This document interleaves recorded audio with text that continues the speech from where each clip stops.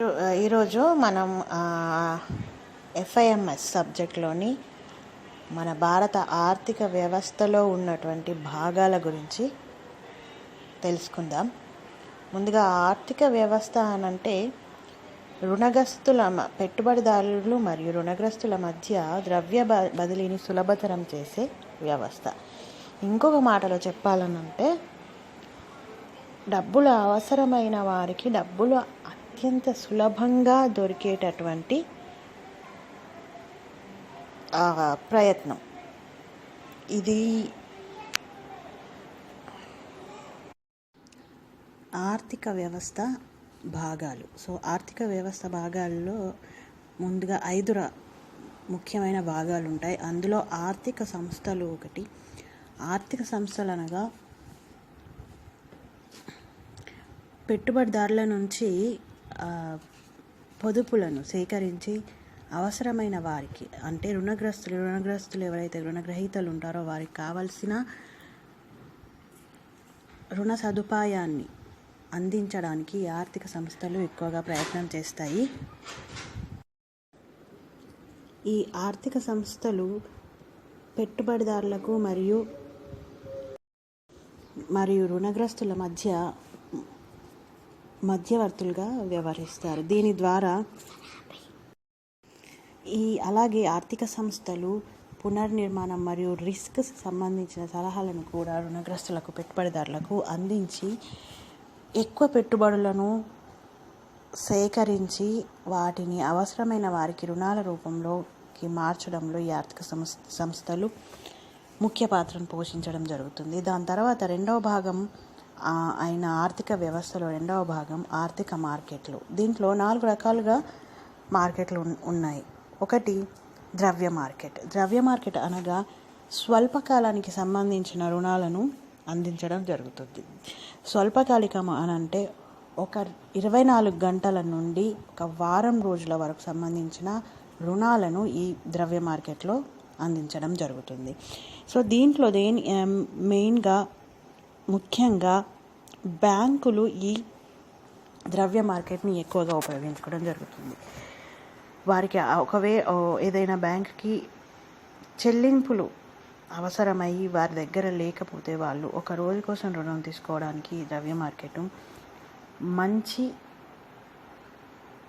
సహకారాన్ని అందిస్తుంది. మూలధన మార్కెట్లో రెండవ రకమైనది మూలధన మార్కెట్. దీంట్లో దీర్ఘకాలిక ఆర్థిక సహాయం అందించడం జరుగుతుంది. అనంటే 5 సంవత్సరాల పైబడి ఆర్థిక సహాయం దీని ద్వారా మూలధన మార్కెట్ ద్వారా అవసరమైన రుణగ్రస్తులు పొందడానికి అవకాశం ఉంటుంది. మూడవ రకం మార్కెట్ అనగా విదేశీ మారక మార్కెట్. దీంట్లో వివిధ రకాల విదేశాల కరెన్సీలు అందుబాటులో ఉంటాయి. రుణగ్రస్తులు తమకు అవసరమైన దేశం యొక్క కరెన్సీ రూపంలో రుణాలు పొందడానికి ఈ విదేశీ మారక మార్కెట్ ఉపయోగపడుతుంది. దాని తర్వాత క్రెడిట్ మార్కెట్. దీంట్లో బ్యాంకులు మరియు ఆర్థిక సంస్థలు మరియు బ్యాంకింగేతర సంస్థలు వ్యక్తులకు అవసరమైనటువంటి స్వల్పకాలిక, మధ్యకాలిక, దీర్ఘకాలిక రుణాలను అందించడం జరుగుతుంది. దాని తర్వాత ఆర్థిక వ్యవస్థలో మూడో భాగం ఆర్థిక సాధనాలు. ఆర్థిక సాధనాల్లో 5 రకాలుగా ఉన్నాయి. అందులో ద్రవ్య పిలుపు పరికరాలు. దీంట్లో 1 నుండి 15 రోజుల వరకు అవసరమైన రుణాలను అందించడం జరుగుతుంది. దాని తర్వాత కోశ బిల్లులు, అంటే ఇవి రిజర్వ్ బ్యాంకు మాత్రమే జారీ చేస్తారు. ఇవి 364 రోజుల కోసం జారీ చేయబడుతుంది. రిజర్వ్ బ్యాంకు ద్వారా వీటిని జారీ చేయడం జరుగుతుంది. దాని తర్వాత వాణిజ్య పత్రాలు అనగా కంపెనీ నిర్వహణ మూలధనాన్ని సమకూర్చుకోవడానికి వీటిని జారీ చేస్తాయి. ఇవి 15 రోజుల వరకు జారీ చేయడం జరుగుతుంది. ఇవి ఆర్థిక సంస్థలు లేదంటే బ్యాంకులు కూడా జారీ చేయడం జరుగుతుంది. దాని తర్వాత డిపాజిట్ నమోదు పత్రం. ఈ డిపాజిట్ నమోదు పత్రం స్వల్పకాలిక రుణాల కోసం వాణిజ్య బ్యాంకులు మరియు ప్రత్యేక విత్త సంస్థలు ఒకరి నుంచి మరొకరు బదలాయింపు చేసుకోవడానికి ఉపయోగపడతాయి. ఈ డిపాజిట్ పత్రాలు 91 రోజుల కోసం వరకు జారీ చేయడం జరుగుతుంది. దాని తర్వాత వర్తక బిల్లులు, వాణిజ్య బిల్లులు. ఈ వర్తక బిల్లులు, వాణిజ్య బిల్లులు అనేవి అమ్మకం కొనుగోలు జరిగేటప్పుడు రాసే బిల్లులు. ఇవి 6 నెలల గడువు వరకు రాయడం జరుగుతుంది. దాని తర్వాత ఆర్థిక సేవలు. ఆర్థిక సేవల్లో బ్యాంకింగ్, బీమా, leasing, credit rating, venture capital, financing ఇవన్నీ కూడా ఆర్థిక సేవల్లో రావడం జరుగుతుంది. బ్యాంకింగ్ అనగా అవసరమైన వ్యక్తులు రుణాలు తీసుకోవడానికి అవకాశం ఉంటుంది. బీమా సాధారణ బీమా మరియు జీవిత బీమా 2 రకాలుగా ఉంటుంది. లీజింగ్ అనగా భూములను లేదంటే భవనాలను లీజుకి తీసుకోవడానికి ఆర్థిక సేవల భాగంలో రావడం జరుగుతుంది. దాని తర్వాత క్రెడిట్ రేటింగ్ అనగా ఒక వ్యక్తి యొక్క ఆదాయాన్ని బట్టి అతను ఎంతవరకు రుణం తీసుకోవడానికి అవకాశం ఉంటుందని ఈ క్రెడిట్ రేటింగ్ ద్వారా విలువ కట్టడం జరుగుతుంది. దాని తర్వాత వెంచర్ క్యాపిటల్ అనగా ఇది ఒక పెట్టుబడి. ఈ పెట్టుబడి దేనికి సంబంధించింది అని అంటే ఒక స్థలాన్ని కానీ లేదంటే ఒక ప్రాంతాన్ని కానీ అభివృద్ధి చేయడానికి అవసరమైన లేదంటే ఒక సంస్థని అభివృద్ధి చేయడానికి అవసరమైన మూలధనాన్ని వెచ్చించడాన్ని వెంచర్ క్యాపిటల్ అంటారు.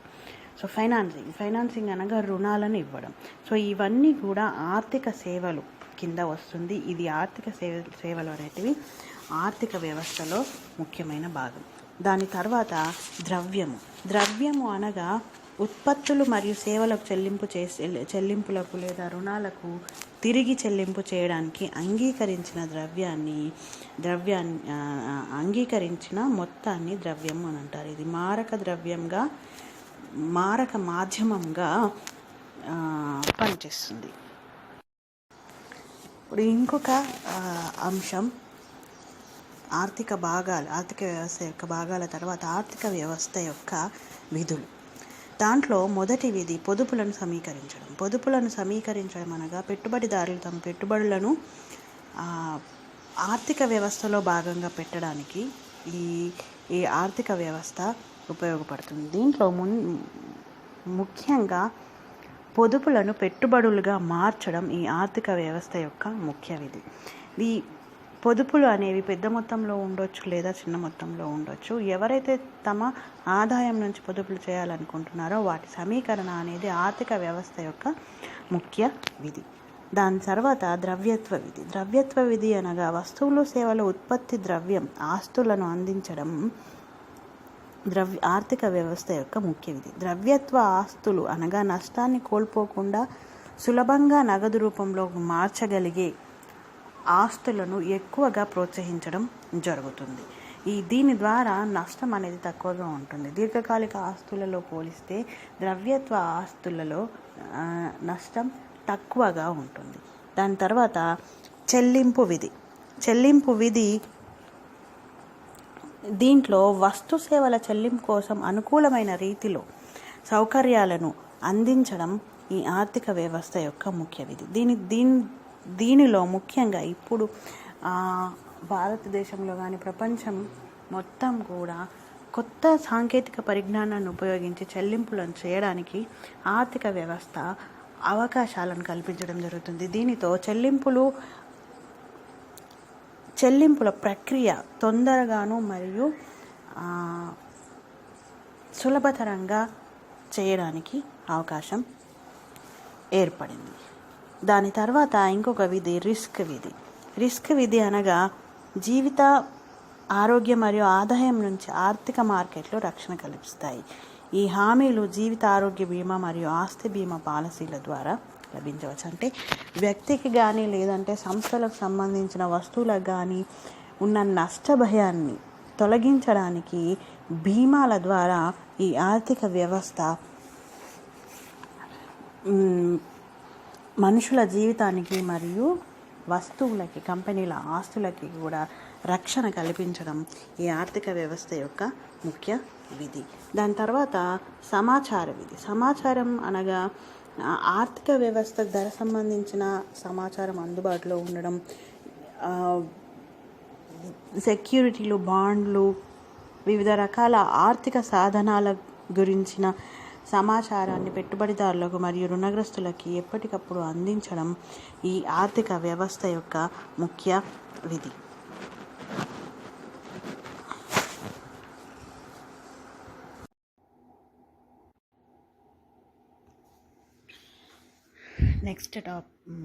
నెక్స్ట్ అంశం భారత ఆర్థిక వ్యవస్థలో ఇటీవల వచ్చిన మార్పులు. సో భారత ఆర్థిక వ్యవస్థ చాలా పురాతనమైనది. అంటే పురాతన పద్ధతుల్లో వ్యవస్థ నిర్వహించడం జరుగుతుంది. అయితే కొన్ని మార్పులు రావడం జరిగింది ఇటీవలి కాలంలో.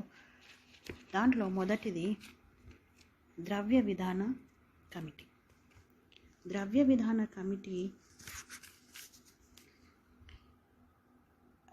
అనగా ఇది ఆర్థిక వ్యవస్థలో వడ్డీ రేట్లు నిర్ణయం తీసుకుంటున్న ఆర్బీఐ గవర్నర్ స్థానంలో తొలిసారిగా ఈ కమిటీని ఏర్పాటు చేయడం జరిగింది. ఈ కమిటీకి నిర్దిష్ట స్థాయికి ద్రవ్యోల్బణాన్ని నియంత్రించడం మరియు బెంచ్ మార్క్ రేటు నిర్ధారించాల్సిన పనిని అప్పగించారు. అయితే ఇది ఇంతకుముందు ద్రవ్య విధానాన్ని ఆర్బీఐ నియంత్రణలో ఉండేది. ద్రవ్య విధానానికి సంబంధించిన అన్ని నిర్ణయాలు కూడా ఆర్బీఐ తీసుకునేది. కానీ ఇటీవల కాలంలో దీన్ని ఒక కమిటీని ఏర్పాటు చేయడం జరిగింది. దీని ముఖ్య పని ద్రవ్యోల్బణాన్ని నియంత్రించడం మరియు బెంచ్ మార్క్ రేటుని నిర్ధారించడం. బెంచ్ మార్క్ రేట్ అని అంటే ప్రభుత్వము మరియు దేశము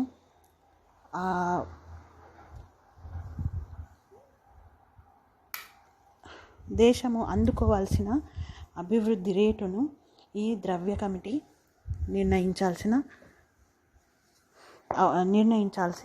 ఉంటుంది. అయితే ఇది 3 సభ్యులతో కూడుకున్న కమిటీ ఉంటుంది. దీన్ని కేంద్ర ప్రభుత్వం నుండి నామినేట్ చేయబడిన సభ్యులు మరియు రిజర్వ్ బ్యాంక్ నుండి నామినేట్ చేయబడిన సభ్యులు దీంట్లో ఉండడం జరుగుతుంది. నెక్స్ట్ వస్తువులు మరియు సేవల పన్నుల బిల్లు ఆమోదం. దీంతో కేంద్ర రాష్ట్ర ప్రభుత్వాల పన్నులు విధించడం ఒకే దేశం ఒకే పన్ను అనే విధానంతో పార్లమెంటులో 2016లో వస్తు సేవల పన్నును ఆమోదించడం జరిగింది. రాష్ట్రపతి ఆమోదం ద్వారా కొత్త విధానాన్ని తీసుకురావడం జరిగింది. దీన్ని అనగా సేవ పన్ను, కేంద్ర అమ్మకం పన్ను, అదనం కస్టమ్ డ్యూటీ, వ్యాట్, ఎక్సైజ్ సుంకం, సెంట్రల్ మరియు రాష్ట్ర పన్నులతో సహా దాదాపు అన్ని వస్తు సేవలకు జిఎస్టీ అని కొత్తగా తీసుకురావడం జరిగింది. దీన్ని 2017 ఏప్రిల్ 1 నుంచి అమల్లోకి తేవడం జరిగింది. అయితే ఈ వస్తు సేవల బిల్లు అనగా ఇంతకుముందు వస్తువుల మీద, సేవల మీద రకరకాల పన్నులను విధించడం జరిగేది. జిఎస్, వ్యాట్ అని, సెంట్రల్ ట్యాక్స్ అని, స్టేట్ ట్యాక్స్ అని, ఎక్సైజ్ అని, కస్టమ్స్ ఇవన్నీ ఉండేవి. సో ఇవన్నీ కాకుండా ఒకే దేశం ఒకే పన్ను అనే విధానం కోసం జిఎస్టీని 2016లో రాష్ట్రపతి ఆమోదం ద్వారా కొత్త పన్ను విధానాన్ని తీసుకురావడం జరిగింది. దీని ద్వారా ఆర్థిక వ్యవస్థలో సమూలమైనటువంటి మార్పులు రావడానికి అవకాశం ఏర్పడింది. దాని తర్వాత దీన్ని 2017 ఏప్రిల్ 1 నుంచి అమల్లోకి తీసుకురావడం జరిగింది. దాని తర్వాత దివాలా మరియు ఆర్థిక నష్టాల నిబంధనల అమలు. ఇంతకుముందు పురాతనమైన దివాలా తీర్మానాలు, దివాలా నియమాలు ఉండేవి. వాటిని మారుస్తూ 2016 మే నెలలో పార్లమెంటుల యొక్క 2 సభల తీర్మానం ద్వారా కొత్త విధానాన్ని తీసుకురావడం జరిగింది. దీనిలో 12 వేర్వేరు నియమాలని పొందుపరచడం జరిగింది. ఒక కంపెనీ యొక్క దివాలా ఏ విధంగా జరుగుతుంది, ఏ విధంగా లెక్కించాలి అనేది ఈ కొత్తగా తీసుకురావడం జరిగింది. దీని ద్వారా ఆర్థిక వ్యవస్థ యొక్క తీరు మారడానికి అవకాశం ఉంటుంది. అంటే దివాలా తీసిన సంస్థల్ని ఖచ్చితంగా లెక్కించడానికి అవకాశం ఏర్పడుతుంది.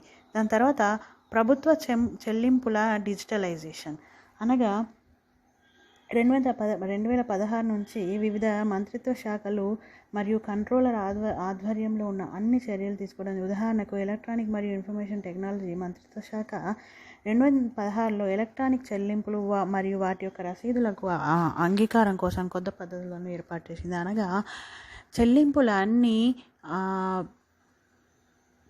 ప్రాథమిక పద్ధతి ద్వారా కాకుండా ఎలక్ట్రానిక్ వస్తువులను ఉపయోగించి చెల్లింపు చేయడానికి అనుమతిని ఇవ్వడం జరిగింది. తరువాతి అంశం భారత ఆర్థిక వ్యవస్థ లక్షణాలు. ముందుగా దాంట్లో వ్యవస్థీకృత మూలధన మార్కెట్ లేకపోవడం. మన దేశంలో మూలధన మార్కెట్ వ్యవస్థీకృతమైనదిగా లేదా అవ్యవస్థీకృతమైనదిగా ఉంది. అనగా దీంట్లో నియమాలు, నిబంధనలు అనేటివి ఖచ్చితంగా లేకపోవడం మరియు పాత పద్ధతుల ద్వారా మూలధన మార్కెట్ని నిర్వహించడం మన భారత ఆర్థిక వ్యవస్థ ముఖ్య లక్షణం. ఇది ఒక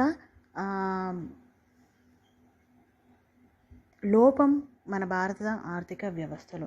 దాని తర్వాత ఇంకొక లక్షణం అంతర్గత వర్గాలపై పరిశ్రమలు, ఇతర వినియోగదారులు ఆధారపడడం. మన భారతదేశంలో ఎక్కువగా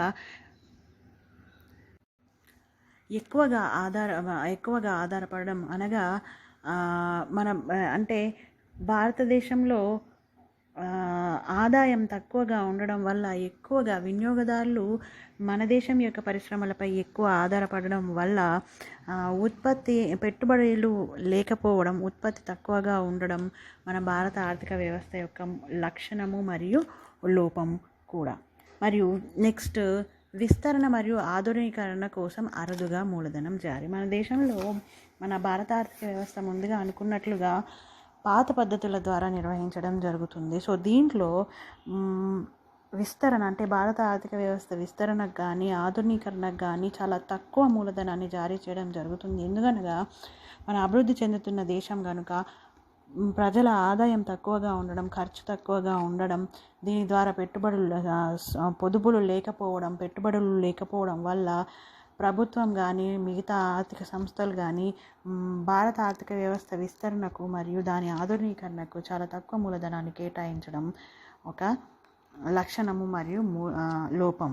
దాని తర్వాత మార్కెట్లో కొన్ని ఆర్థిక సంస్థలు మరియు వ్యక్తులు ఉండడం.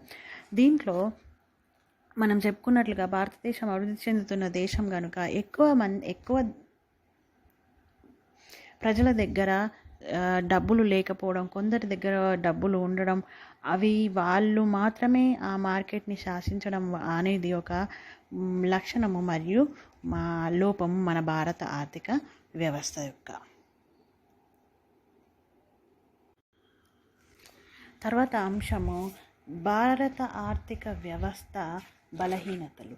ఇది మనం ఎక్కువగా చూస్తున్నటువంటి విషయం.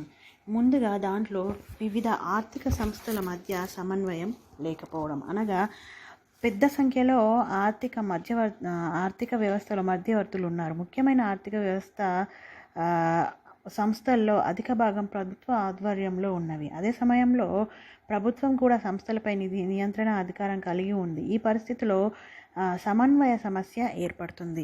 భారత ఆర్థిక వ్యవస్థలో సంస్థల సంఖ్య పెరుగుతుండడంతో ఈ సంస్థల పనిలో సమన్వయం లేదు. అంటే ఏమయ్యిందంటే మన భారత ఆర్థిక వ్యవస్థ ఎక్కువగా ప్రభుత్వం చేత నిర్వహించబడుతుంది.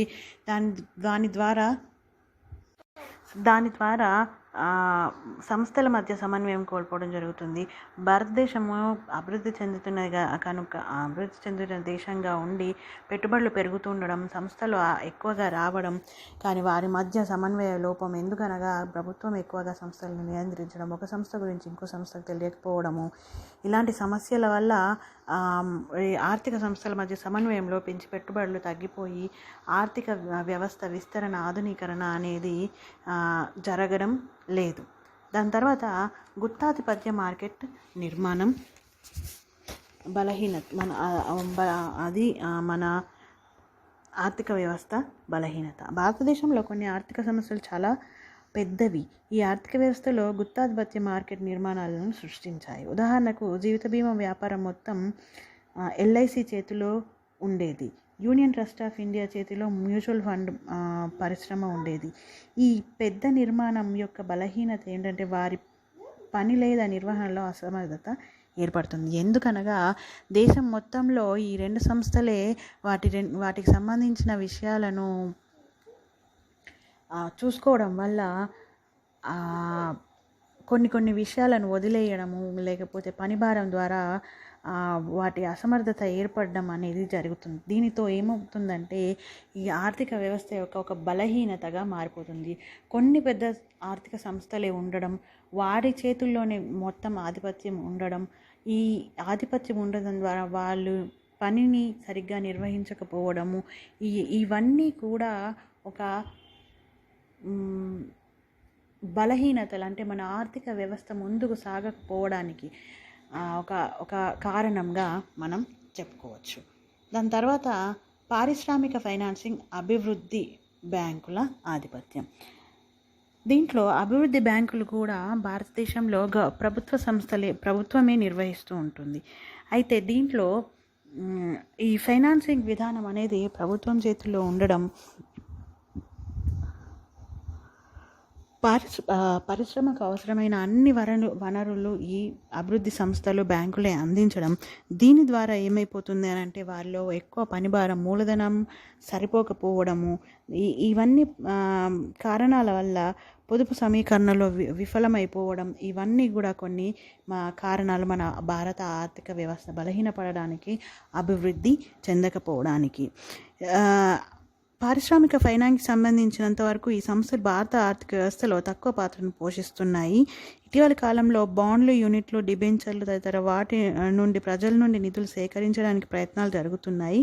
ఇవి సాధారణ మార్గాలు మాత్రమే. వీటి ద్వారా తక్కువ మూలధనమే అందుకోవడం జరుగుతోంది. దాని తర్వాత నిష్క్రియాత్మక మరియు అనిశ్చిత మూలధన మార్కెట్. పొదుపు సమీకరణ మరియు పంపిణీ ద్వారా అభివృద్ధి ప్రోత్సాహం అనేది మూలధన మార్కెట్ యొక్క ముఖ్య విధి.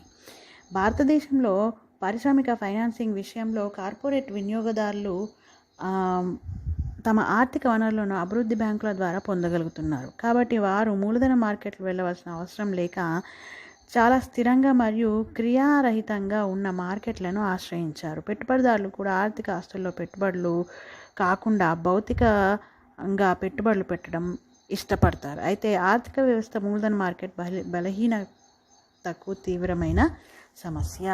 అనగా ఈ ఎక్కువగా పనిచేయడం మానేసింది. ఎందుకంటే కొన్ని ఆర్థిక సంస్థలే ఉన్నాయి, అవి మాత్రమే రుణాలను తీసుకోవడం, పెట్టుబడులు పెట్టడం. దీనితో ఏమైపోతుందని అంటే ఆర్థిక వ్యవస్థ చాలా తక్కువ పనిని చేయడం జరుగుతుంది. దీని ద్వారా అనిశ్చితి ఏర్పడి మన ఆర్థిక వ్యవస్థ అభివృద్ధి చెందడానికి ఒక బలహీనతగా ఇది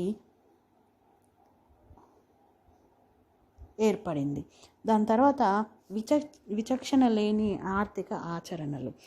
అభివృద్ధి బ్యాంకుల ఆధిపత్యము కార్పొరేట్ వినియోగదారుల మధ్య అస్పష్టమైన ఆర్థిక ఆచరణను అభివృద్ధి చేసింది.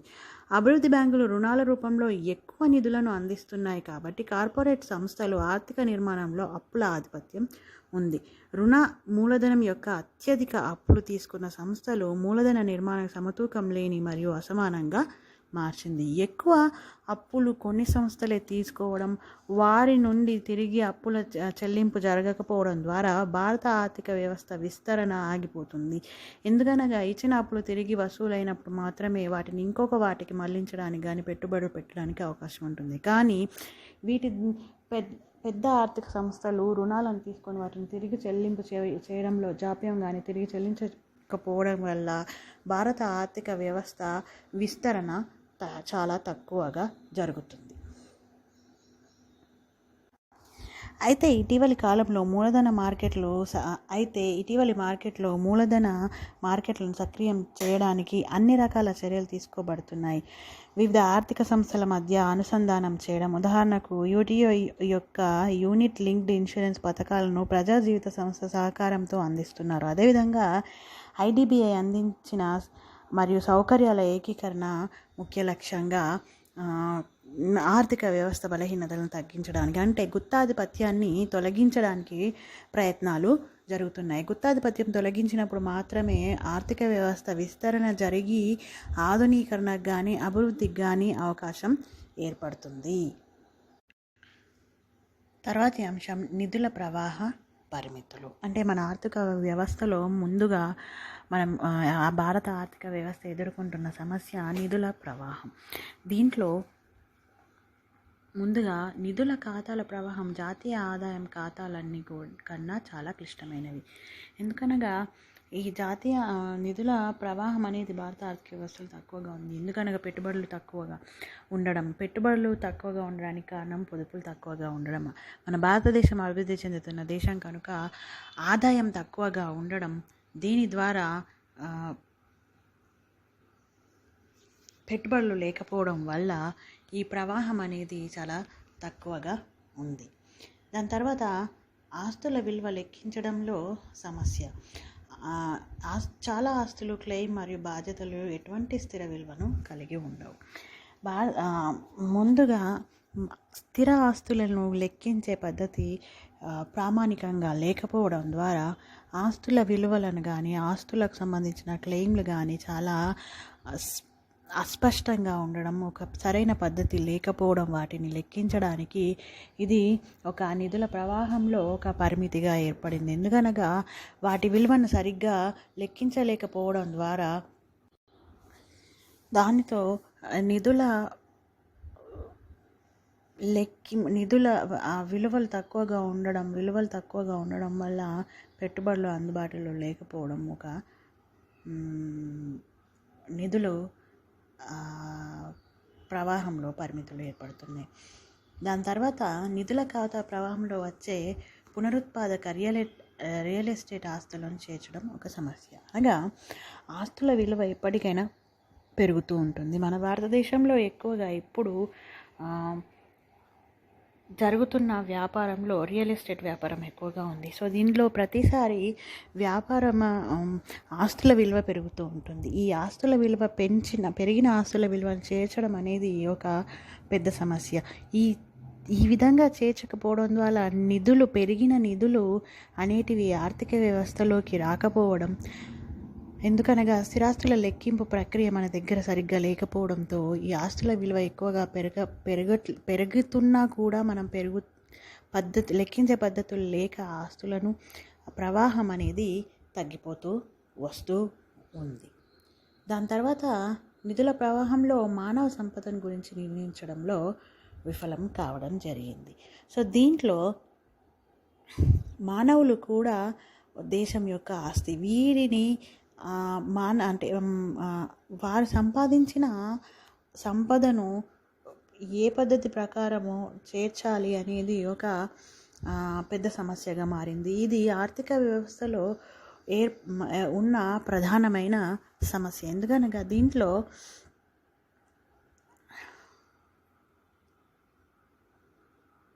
సంపదను లెక్కించడానికి వివిధ పద్ధతులు ఉన్నప్పటికీ ఈ పద్ధతులన్నీ కూడా క్రియాత్మక పాత్రను పోషించడం లేదు, సరైన ఫలితాలను అందించడం జరగడం లేదు. దీనితో నిధుల ప్రవాహం అనేది చాలా తక్కువగా ఉండడం మరియు మానవ వనరుల సంపదను లెక్కించడంలో లోపాలు ఏర్పడడం జరుగుతుంది.